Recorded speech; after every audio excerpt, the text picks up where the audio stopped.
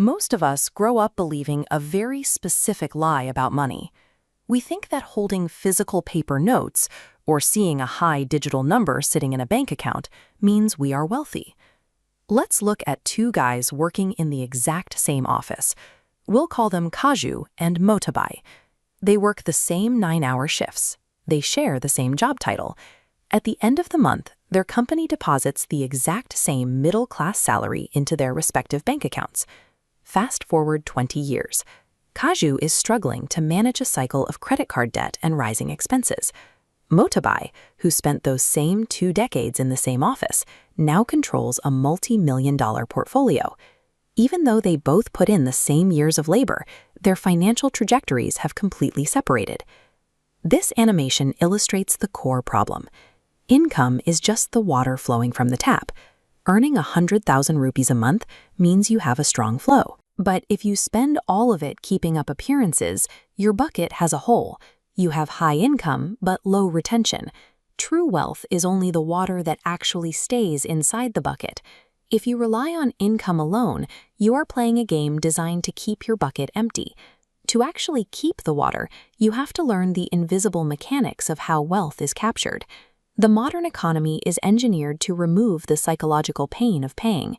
In the past, handing over physical cash hurt.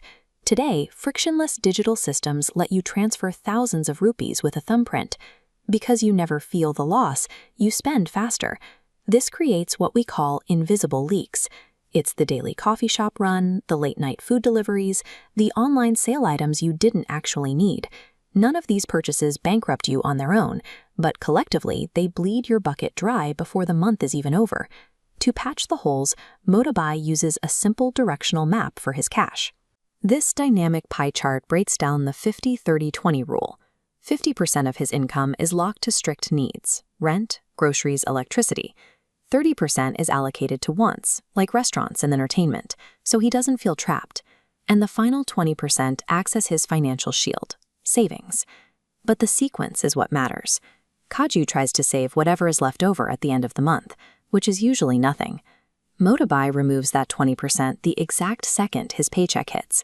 He builds his current lifestyle exclusively around the remaining 80%. Earning more money without ever fixing your cash flow is exactly like running a faster tap into a broken bucket. Without a system to enforce a surplus, a raise just buys you a more expensive trap.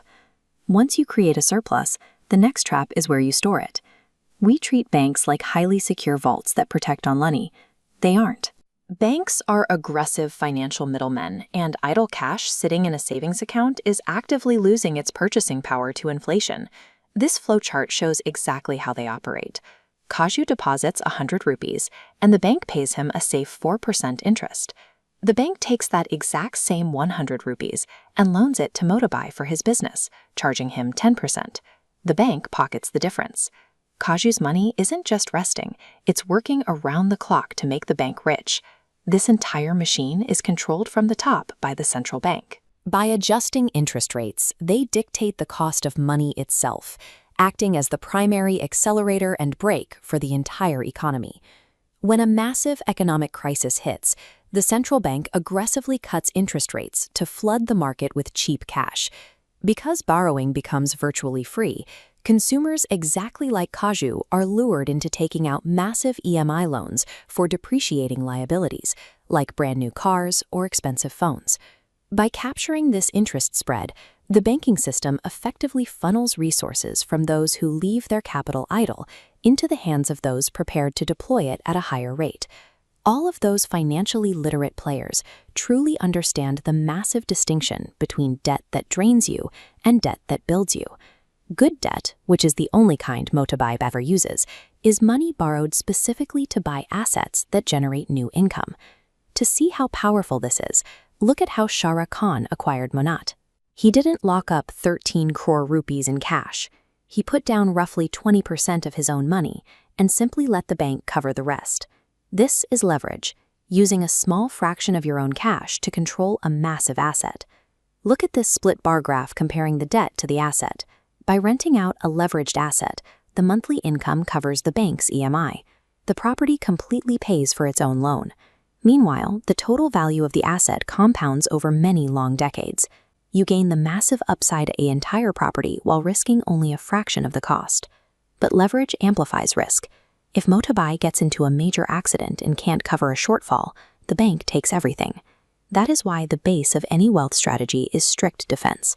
Before buying a single stock or property, you must have comprehensive health insurance, term life insurance, and a 6-month emergency cash fund. You cannot play offense until your defense is impenetrable.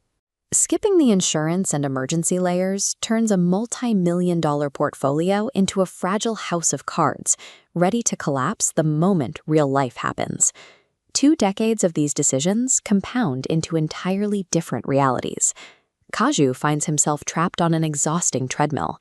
Because he spent his life borrowing to consume, his expenses rise with inflation. He cannot stop working, because if the income tap shuts off, his lifestyle immediately collapses. Motobuy views retirement as a calculated milestone achieved through asset performance.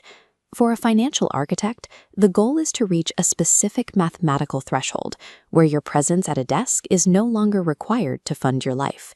Freedom occurs at the intersection where the passive cash flow from your assets exceeds your monthly cost of living.